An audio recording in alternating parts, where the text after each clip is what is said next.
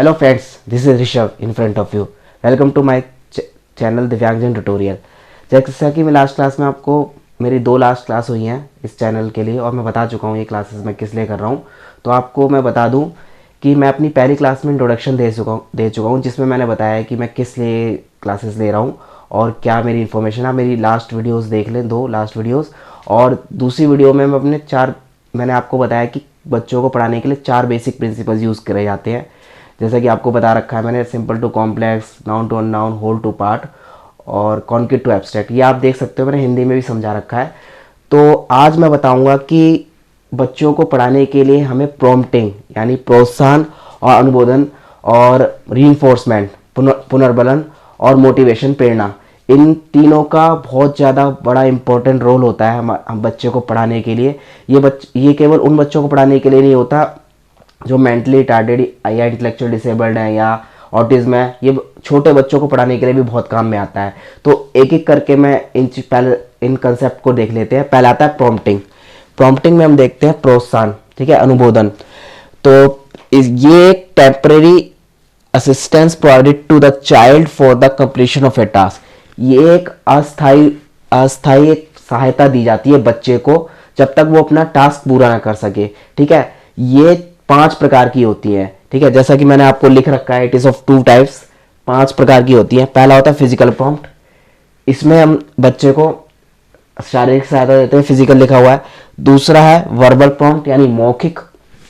तीसरा होता है गेस्चुअल यानी सांकेतिक, संकेत देके या इशारा देके या थोड़ा सा बता के उसे कि किस प्रकार करना है, किस प्रकार उसे काम करना है, किस प्रकार उसे टास्क करना है, ये बताते हैं उसमें। चौथा होता है मॉडलिंग। मॉडलिंग होता है हम बच्चे को खुद टास्क करके दिखाते हैं, ठीक है। फिफ्थ करते हैं क्लोइंग यानी संकेत या इशारा देके। पहला आता है फिजिकल प्रॉम्प्ट, ठीक है। फिजिकल प्रॉम्प्ट में हम बच्चे को फिजिकल यानी कि उसे हाथ पकड़ के या कोई भी टास्क ऐसा सिखा रहे हैं जिसमें उसका हाथ पकड़ रहे हैं या हम उसके शरीर बॉडी पार्ट, जैसे हम किसी भी बच्चे को साइकिल चलाना सिखाते हैं तो उसके बॉडी को या उसके कंधे को पकड़ लेते हैं या उसके हैंडल के साइड को पकड़ लेते हैं, तो हम उसे फिजिकल प्रॉम्प्ट दे रहे हैं। तो जैसे कोई भी बड़ी चीज सिखाते हैं तो हमें फिजिकल प्रॉम्प्ट की बहुत ज्यादा आवश्यकता होती है। जैसे हम किसी बच्चे को ए लिखना सिखा रहे हैं और बहुत छोटा बच्चा है और उसका जो हाथ है उसमें ग्रिप इतनी तेज नहीं है। सिर्फ बड़े लोगों के हाथ में जो ताकत होती है, स्ट्रेंथ होती है, वो छोटे बच्चे के हाथ में नहीं होती। तो हम छोटे बच्चे की जो फाइन स्किल होती है वो भी इतनी उसकी जो ग्रास्प होती है और फाइन स्किल होती है वो इतनी तेज नहीं होती है। तो हम बच्चे के हाथ पकड़ लेते हैं। तो हम बच्चे का धीरे धीरे हाथ पकड़ते हैं। तो किस प्रकार पकड़ते हैं? ऐसे पकड़ लेते हैं बच्चे का हाथ। तो जब बच्चा ऐसे लिख रहा होता है, जब बच्चा यूं लिख रहा होता है ऐसे करके, तो उसका हाथ पकड़ लेते हैं, फिर धीरे धीरे उसे छोड़ते हैं, ठीक है। तो इसको हम कहते हैं फिजिकल प्रॉम्प्ट, ठीक। मौखिक अनुमोदन तो हम अपनी लाइफ में बहुत ज्यादा यूज करते आ रहे हैं हर छोटे बच्चे के लिए। जैसे हमें जब भी बच्चे को एबीसीडी पढ़ाते हैं, बोलो ए फॉर एप्पल, तो बच्चा बोलता है A for apple. B for boy. या पोयम सिखा रहे होते हैं, बोलो जोनी जोनी, फिर बोलते हैं यस पापा। तो इस प्रकार जब भी हम कोई राइमिंग्स वाली उसको पजल्स कराते हैं या उसको पोयम कराते हैं या कुछ भी ऐसा जो हम उसे बोल के सिखाते हैं, ज्यादातर बच्चे हमें सुनते हैं फिर सीखते हैं, ठीक है। तो वर्बल प्रॉम्प्ट्स तो बहुत कॉमन है। पेरेंट्स लोग, एजुकेटर्स लोग या जितने भी लोग ट्यूशंस पढ़ाते हैं, आपने देखा होगा जो एजुकेटर्स हैं और जो भी है वो वर्बल प्रॉम्प्ट का बहुत ज्यादा यूज करते हैं, ठीक है। फिजिकल के साथ हम वर्बल प्रॉम्प्ट तो यूज करते हैं, पर जरूरी नहीं है कि फिजिकल के साथ वर्बल प्रॉम्प्ट यूज करा जाए।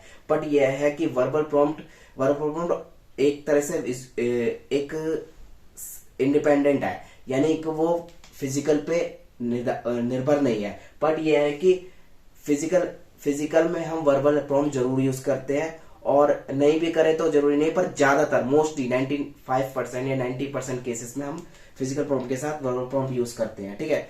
तो यहाँ पे बात आ जाती है वर्बल प्रॉम्प्ट की, ठीक है। तो ये वर्बल प्रॉम्प्ट है। आगे चलते हैं। तो गेस्चर प्रॉम्प्ट में क्या है, हम बच्चे को इशारा करके यानी उसे गेस्चर देते हैं। जैसे कि अच्छा आपने ए फॉर एप्पल आया, फिर हम उसे कहते हैं अच्छा ये बताओ बी ए के बाद क्या आता है, या हम उसे एबीसीडी सिखा चुके हैं, वो भूल रहा है कि ए फॉर एप्पल। हमने कहा बॉल किससे आता है, बॉल किससे आता है, हम उसे इशारा कर रहे हैं बॉल किससे आता है, तो वो तुरंत बताएगा बी से, तो फिर वो बी याद करेगा। हम उसे कहीं ना कहीं गेस्चर प्रॉम्प्ट देकर उसको इशारा करते हैं, उसे एक तरह से क्लू देते हैं, उसको बताते हैं उसको हिंट देते हैं कि हाँ कि ये कि बी है, या हम उसे बच्चे पोएम से बताते हैं, फिर बताते हैं कि जॉनी जॉनी यस पापा, अगली लाइन क्या थी बताओ, खाने से रिलेटेड थी, खाने से रिलेटेड बताओ, याद करो याद करो, वो कहता है हाँ ईटिंग ईटिंग, तो तुरंत उसे वो ईटिंग होता है, ईटिंग शुगर नो पापा। तो ठीक है, तो जैसे ही हम कोई भी चीज सिखा रहे होते हैं तो उसमें हम गेस्चुरल प्रॉम्प्ट का जरूर यूज करते हैं। गेस्चुरल prompt comes along with verbal prompt, ठीक है, ये मोस्टली वर्बल प्रॉम्प्ट के साथ आता है, ठीक है। जो भी बात होती है, जो भी हम उसको गेस्चर देते हैं, वो हम केवल साइन लैंग्वेज में या केवल साइंस यूज नहीं करते, हम इसके साथ वर्बल भी यूज करते हैं, ठीक है, मोस्टली एजुकेटर्स ऐसा करते हैं, ठीक है। तो पेरेंट्स लोग भी इस चीज को जाने।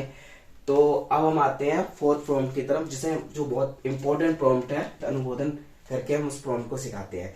तो प्रदर्शित अनुमोदन बहुत इंपॉर्टेंट ये प्रॉम्प्ट है हमारे लिए। प्रदर्शित अनुमोदन में हम किसी भी बच्चे को कोई भी चीज कराते हैं तो पहले उसे खुद करके दिखाते हैं, टीचर पहले उसे खुद करके दिखाता है। और इसमें एक बात जरूर ध्यान में रखी जाती है, जब टीचर उस किसी भी चीज टास्क को करा रहा होता है तो उसमें पॉइंट, जो मेन पॉइंट होता है उसको हाईलाइट जरूर करता है। जैसे हम कहीं भी देखते हैं, जब हम रास्ते में चल रहे होते हैं तो किसी भी चीज को हम अगर सीख रहे होते हैं तो पॉइंट कोई, जैसे आजकल कोरोना है, पेंडेमिक जो चल रहा है, उसमें हम कोरोना के बारे में बताते हैं तो पहले कोरोना का एक साइन बना देते हैं, ऊपर कोरोना से रिलेटेड एक पिक्चर बना देते हैं। तो सबसे पहले जो ध्यान जाता है ना लोगों का, वो कोरोना के पिक्चर पे जाता है, तो वो समझ जाता है कि इससे रिलेटेड ही हमें कुछ इन्फॉर्मेशन दी जा रही है। फिर नीचे लिखना शुरू होता है कि कोरोना ये है, कोरोना के साथ कोरोना लोगों को ये हो रहा है, तो कोरोना के लक्षण ये है। तो इस प्रकार वो हमें पता लगता है। ऐसे ही जब हम किसी बच्चे को कुछ भी सिखा रहे हैं तो उससे रिलेटेड कोई डायग्राम या उससे रिलेटेड कोई मेन बोल्ड टॉपिक उसको हम दिखाते हैं, तब वो समझता है कि हाँ हम इससे रिलेटेड उससे बात कर रहे हैं। फिर हम उसे करके दिखाते हैं कि हाँ आपको ऐसे करना है, ठीक है। किसी बच्चे को मान लो हम कोई किसी एक्टर का नाम बता रहे हैं तो उससे रिलेटेड हम उससे एक्टिंग करके दिखाते हैं, या उससे रिलेटेड उससे रिलेटेड एक्टिंग दिखाते हैं, तो वो समझ जाता है हाँ इस एक्टर के बारे में बात की जा रही है, ठीक है। कोई भी टॉपिक हो, या हम उससे रिलेटेड कोई, जैसे ए फॉर एप्पल दिखाना है तो हम उसे एप्पल की तस्वीर दिखा देंगे तो वो समझ जाएगा। और फिर हम उसे खुद बना के दिखाएंगे, ऐसे ए बनता है बच्चों, ठीक है, बी ऐसे बनता है। अगर हम उसे डॉट पे बनाना सिखाएंगे तो ऐसे सिखाएंगे, ये है, छोटी छोटी डॉट मिला के सिखा देंगे, ठीक है, कि आप उसे ऐसे ऐसे मैच करो, देन गो फॉर होल, ठीक है। हम उसे फिर पूरे पे ट्रेसिंग करना सिखाएंगे तो वो बी सीख जाएगा। तो इस प्रकार जब बच्चा जब खुद करके जब देख रहा होता है टीचर्स को, तब वो सीखता है, तब उसके दिमाग में आता है कि हाँ ये चीज जरूरी है। तो ये मोस्ट इंपॉर्टेंट प्रॉम्प्ट है, मॉडलिंग प्रॉम्प्ट, ठीक है। चौथे अब पांचवें प्रॉम्प्ट की तरफ आते हैं, क्लूइंग। पांचवा जो प्रॉम्प्ट आता है वो आता है क्लूइंग। क्लूइंग में हम केवल उसे संकेत देते हैं। जैसे हम किसी भी बच्चे को कोई भी चीज सिखा रहे होते हैं या उससे क्रॉस क्वेश्चनिंग कर रहे होते हैं, तो हम उससे मल्टीपल क्वेश्चन पूछते हैं। ज्यादातर जो साइकोलॉजिकल टेस्ट होता है उसमें क्लूइंग का बहुत यूज होता है। जैसे कि हम बच्चे से पूछते हैं, अच्छा अगर हमें उसे बच्चे की मेमोरी टेस्ट करनी है तो हम कहते हैं अच्छा ये बताओ कल रात आपने क्या खाया था। तो हम उससे पूछते हैं, क्लू देते हैं, अच्छा हम रात को अक्सर क्या देखते हैं, अच्छा सुबह को क्या देखते हैं, क्यों होता है हमारे पास उजाला। तो हम उसे हिंट दे रहे होते हैं। या कहते हैं कि अच्छा हम हमेशा खाना खाने से पहले क्या करते हैं, तो उसे याद आएगा जब, क्योंकि वो हाथ धोया था, पर वो आज के बच्चा क्या हुआ, आज के दिन हाथ धोना भूल गया। तो हम कहते हैं अच्छा ये बताओ बच्चों कि हम हमेशा खाना खाने से पहले क्या करते हैं। तो किसी जो बच्चा हाथ धोना भूल गया है तो वो याद आ जाएगा, हाँ हम तो हाथ धोते थे खाना खाने से पहले। तो वो तुरंत के तुरंत इस इशारे को, इस हिंट को समझ जाएगा और वो अपने हाथ धोने चला जाएगा, ठीक है। नहीं तो इसके थ्रू हम उसे याद दिलाते हैं। तो ये उन बच्चों के लिए होता है जो बच्चे अक्सर भूल जाते हैं या मान लो बहुत ज्यादा शरारती होते हैं। तो इन चीजों को हमें क्लूइंग देके उन्हें सिखाना होता है, ठीक है। अब हमारी बात हो गई प्रॉम्प्टिंग को लेकर, अनुबोधन को लेकर, कि हाँ ये प्रकार के प्रॉम्प्ट होते हैं जो हम बच्चों को सिखाते हैं। अब आती है रीइंफोर्समेंट की बात, जिसे कहते हैं पुनर्बलन। आते हैं रीइंफोर्समेंट के ऊपर, यानी पुनर्बलन, ठीक है। तो रीइंफोर्समेंट या रिवार्ड, ठीक है, जो रिवार्ड होता है वो अलग होता है। मैं आपको बताऊंगा रिवार्ड्स क्या होता है, थोड़ा सा डिफरेंस है। मैं नेक्स्ट क्लास में आपको डिस्कस करूंगा। आज ये मैं कर रहा हूँ रीइंफोर्समेंट के बारे में। नेक्स्ट क्लास में आपको मैं और डिस्कस करूंगा। बाकी हम ये डिस्कस कर लेते हैं आज क्लास में, जो है पॉजिटिव रीइंफोर्समेंट और नेगेटिव रीइंफोर्समेंट। ये दो टाइप का रीइंफोर्समेंट होता है, पॉजिटिव रीइंफोर्समेंट मतलब होता है सकारात्मक पुनर्बलन, नेगेटिव रीइंफोर्समेंट मतलब होता है नकारात्मक पुनर्बलन। ठीक है, पॉजिटिव रीइंफोर्समेंट और नेगेटिव रीइंफोर्समेंट दो प्रकार के होते हैं। पॉजिटिव रीइंफोर्समेंट जो होता है वो बच्चे के लिए हमेशा प्लेजरेबल होता है, यानी बच्चे को हमेशा अच्छा लगता है, उसमें बच्चा एक हैप्पीनेस फील करता है। अब हम समझते हैं पॉजिटिव रीइंफोर्समेंट को, थोड़ा एक्सप्लेन कर देता हूं मैं आपके लिए, विस्तार में समझते हैं इसको। पॉजिटिव रीइंफोर्समेंट में बच्चे के लिए ये क्या होता है, प्लेजरेबल होता है बच्चे के लिए, प्लेजरेबल टू द चाइल्ड और लर्नर। ठीक है, ये हमेशा प्लेजरेबल होता है चाइल्ड के लिए और लर्नर के लिए, या लर्नर के लिए, कोई भी लर्नर हो जो सीखना चाह रहा हो उसके लिए पॉजिटिव। ये भी दो प्रकार के होते हैं, पॉजिटिव रीइंफोर्समेंट भी दो प्रकार के होते हैं।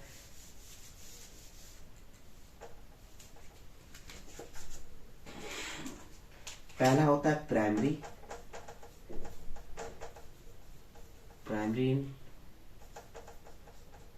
रीइंफोर्समेंट, दूसरा होता है सेकेंडरी रीइंफोर्समेंट।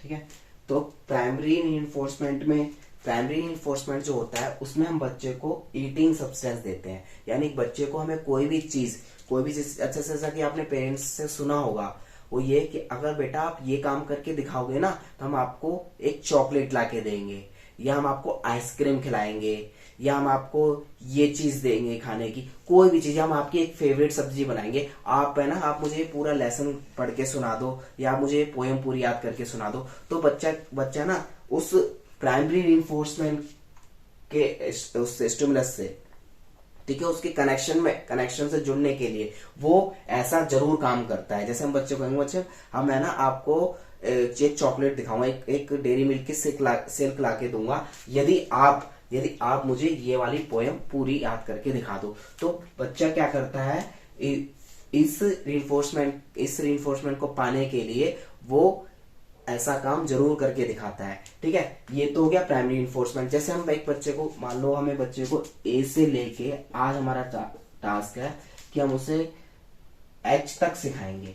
ठीक है, तो अगर हम यहाँ पे आ गए ए बी सी, तो हम बच्चे को कहेंगे चलो आपकी, जैसे ही वो ई तक आ जाएगा हम कहेंगे चलो आपकी आधी चॉकलेट तो कंफर्म हो गई। तो बच्चा क्या करेगा, कहेगा हाँ आधी चॉकलेट हो गई, अब मैं एफ जी एच तक बढ़ू। ठीक है, तो क्या होगा, आप इसमें थोड़ी चीटिंग भी कर लो, क्योंकि बच्चा क्या है, बच्चे को तो ये है ना कि बच्चा आपकी चीटिंग को नहीं पकड़ पाएगा, इतना उस बच्चे का लेवल नहीं होता। तो आप एच की जगह ना खींच के जे या के तक भी ले जा सकते हो। तो आपने एक चॉकलेट एच तक रखी थी, उसका जो आपने वादा किया था, कहते हैं वादा करो पर बच्चे के साथ निभाओ मत, बच्चे के साथ थोड़ी सी चीटिंग करना जरूरी है। यहाँ पे मैं बुक की लैंग्वेज नहीं बता रहा हूं, ये मैं अपने एक्सपीरियंस से बता रहा हूं कि आपने यदि बच्चे को बोला कि मैं आपको 2 टॉफी दूंगी या 3 टॉफी दूंगी या दूंगा, ठीक है, और अगर बच्चा एच तक काउंटिंग सीख रहा है, तो बच्चे ने क्या करा, आई तक बढ़ गया बच्चा,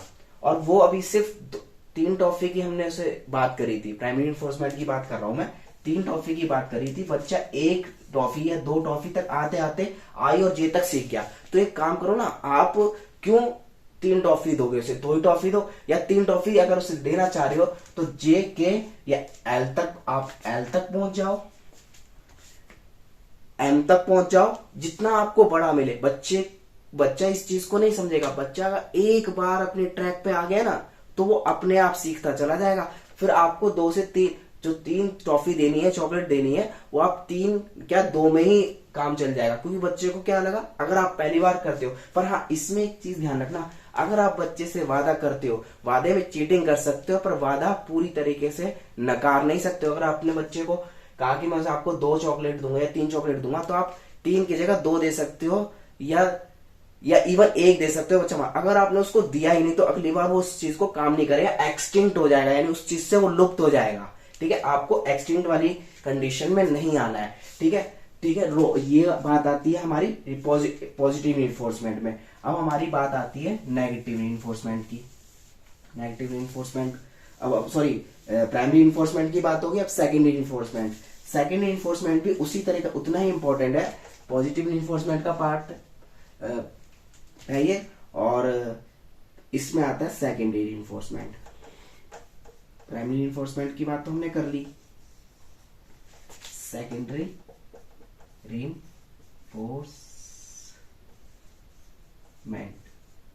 सेकेंडरी रीइंफोर्समेंट होता है हम बच्चे को कोई भी काम कराएंगे तो उसे हम उसे एक्टिविटी से जोड़ेंगे। जैसे क्या, जैसे बच्चे को बाहर घूमना पसंद है या किसी एक पार्टिकुलर दोस्त के साथ काम करना पसंद है, तो हम बच्चे से कहेंगे चलो बेटा हम आपको ना आपके एक अच्छे फ्रेंड के साथ घर ले जाएंगे, आपको खेलो उसके घर गेम खेलने को देंगे।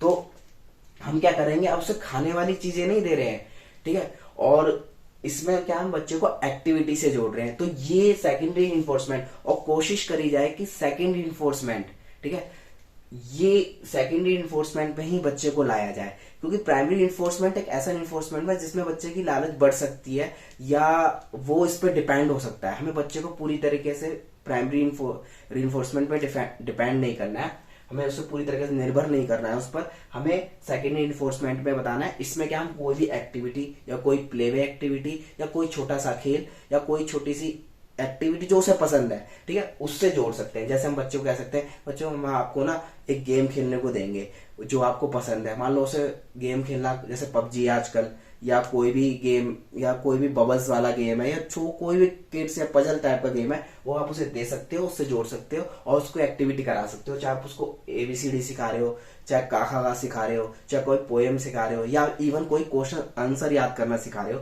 आप उसे सेकेंडरी इन्फोर्समेंट से जोड़ोगे। जैसे कि आज हमारे पेरेंट्स पहले भी क्या करते थे, ये चीजें पहले भी चल रही थी पर हम उनको टेक्निकल वर्ड या टेक्निकल फॉर्म में नहीं जानते थे, तो सेकेंडरी इन्फोर्समेंट हो गया। ठीक है, अब आती है हमारी ये हो गया हमारा पॉजिटिव इन्फोर्समेंट के दो पार्ट।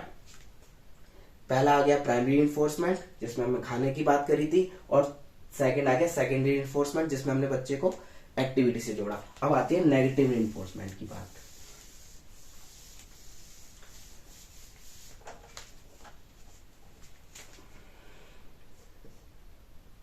सेकंड था हमारा नेगेटिव इन्फोर्समेंट।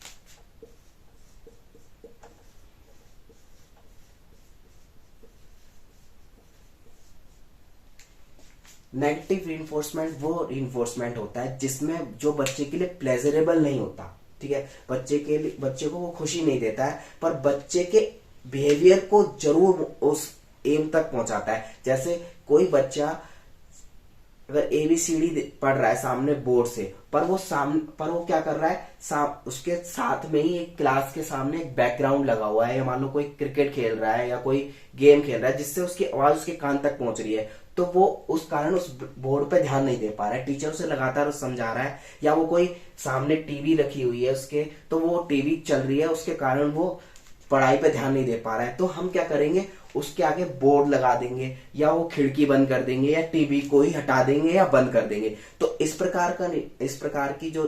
प्रकार का जो हम क्रिया करते हैं या एक्टिविटी हम इसने करी, उसमें उसे हम कहते हैं नेगेटिव रीइंफोर्समेंट, यानी हम बच्चे को हटा देंगे। या मान लो बच्चे के सामने ना कुछ खाने पीने की चीजें रखी हैं टेबल के पास, वो क्या कर रहा है, उस चीज को बार बार देखे जा रहा है, वो काम नहीं कर रहा है। हमसे कह रहे हैं ये चीज लिखो, बच्चे ABCD लिखो, या आपने क्वेश्चन कंप्लीट नहीं किया, वो बार बार उस चीज को देखे जा रहा है या उस खाने पीने की चीज को देखे जा रहा है और वो काम नहीं कर रहा है। तो हम वहां से उस चीज को हटा देंगे या रूम को ही चेंज कर देंगे कि चलो आप इस रूम में जाके करो। तो इस प्रकार की जो हम पुनर्वलन यूज कर रहे हैं, इन्फोर्समेंट यूज कर रहे हैं, वो हम कर रहे हैं नेगेटिव इन्फोर्समेंट। ये बच्चे को डिजायरेबल बिहेवियर की तरफ ले जाता है, डिजायरेबल गोल की तरफ ले जाता है, डिजायरेबल गोल, ठीक है, desirable goal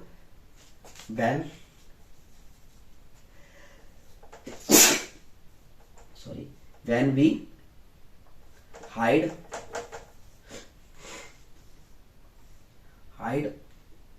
or put off the activity और थिंग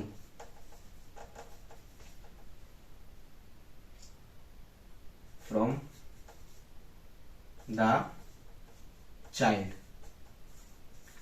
ठीक है, हम बच्चे से क्या करते हैं, वो चीज हाइड कर देते हैं या वहां से हटा देते हैं। ठीक है, टेक ऑफ कर देते हैं, वहां से हटा देते हैं, कुछ भी है। ठीक है, तो आप इस चीज पे ध्यान रखना कि बच्चे को, और ये चीज बच्चे को बिल्कुल, अगर बच्चा क्वेश्चनिंग करता है कि मेरे सामने से चीज क्यों हटा दी, हम कहेंगे हम आपके सामने दोबारा रख देंगे बेटा, दोबारा रख देंगे। उसका नाम मान लो राहुल है कि या सोनू है, हम कहेंगे राहुल भाई, राहुल बेटा, हम आपको सामने ये चीज दोबारा हटा लगा देंगे, बट आप ये वाला काम करके दिखा दो।